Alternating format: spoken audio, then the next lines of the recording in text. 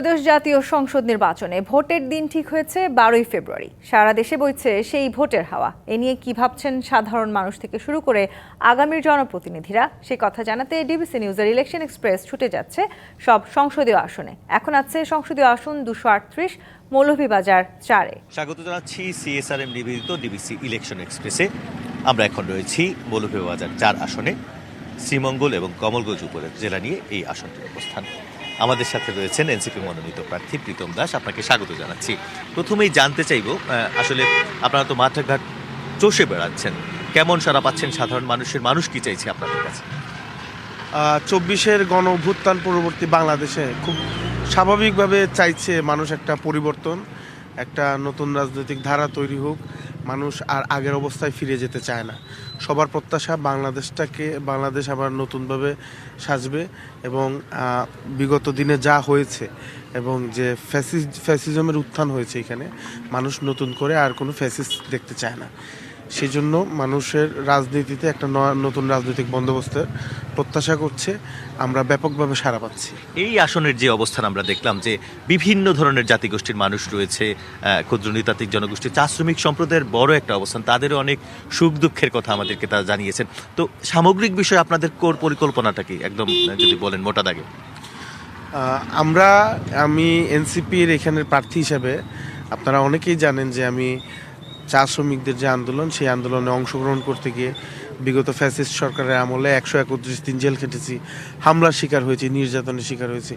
আমাদের এখানে সবচেয়ে সুবিধাবঞ্চিত মানুষ হচ্ছেন আমাদের চা শ্রমিকরা, এবং এই চা শ্রমিকদের যে ভোট এখানে সবচেয়ে বেশি, এবং চা শ্রমিকদের ভোটেই এখানে সংসদ সদস্য নির্বাচিত হন। বিগত যতগুলো নির্বাচন সুষ্ঠুভাবে হয়েছে সেগুলোতেও দেখা গেছে যে চা শ্রমিকরাই এখানে নির্ধারণ করেন যে এখানে কে এমপি হবেন বা চেয়ারম্যান হবেন।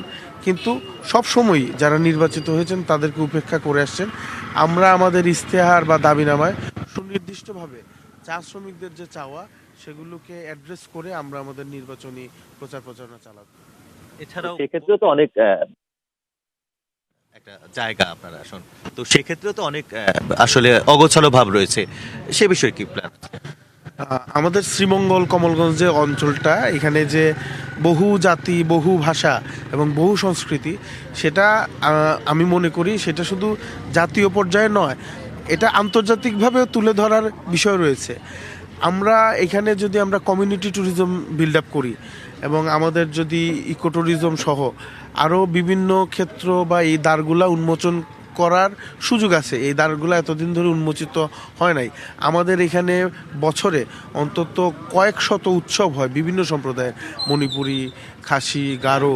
তো এই উৎসবকে কেন্দ্র করে এবং তাদের জীবনযাপন, তাদের খাদ্যাভ্যাস সহ এই বিষয়গুলোকে কেন্দ্র করে আমরা পর্যটকদের সামনে একটা নতুন দ্বার উন্মোচন করতে পারি।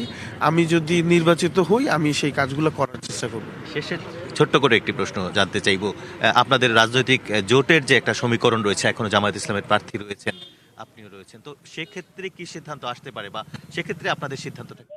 যে দলগুলো আছে, আমাদের জোটের যে দলগুলো গেছেন মানুষের মধ্যে বিচরণ করেছেন, ওনাদের কাজকর্ম করে গেছেন, মানুষের মধ্যে বিচরণ করেছেন। আমাদের প্রার্থিতা ঘোষণা হওয়ার পরে আমরা যখন একসাথে কাজ করা শুরু করব আরও ভালোভাবে, তখন আমরা নিশ্চিত যে এই আসনে আমরা অবশ্যই জয়ী হব। অনেক ধন্যবাদ আমাদের সাথে যুক্ত হওয়ার জন্য প্রীতম দাস। দর্শক, সিএসআরএম ডিবিসি ইলেকশন এক্সপ্রেসে আমরা এখন রয়েছি মৌলভীবাজার 4 আসনে। আমরা কথা বললাম এনসিপি মনোনীত প্রার্থীর সাথে। ডিবিসি নিউজের সাথেই থাকুন।